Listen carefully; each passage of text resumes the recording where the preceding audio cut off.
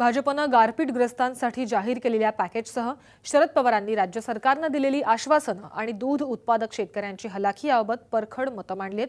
पाहुयात पवार काय म्हणतात।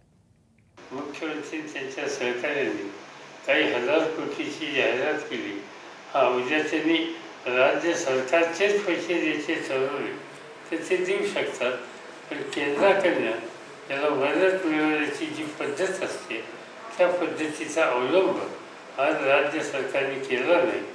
त्यामुळं राज्याला याच्यात लगेच काही मदत होईल असं मला वाटत नाही। राज्य सरकारने समजा दूध जास्त झालं असेल तर सरकारकडे यंत्रणा आहे, त्या दुधाची पावडर तयार करावी, ती पावडर दुनियेच्या बाजारात विकावी, त्याच्यात जो काही तोटा होईल तो केंद्र आणि राज्यांनी भरावा आणि शेतकऱ्याच्या दुधाला जी 23-24 रुपये किंमत मिळत होती ती कायम द्यावी।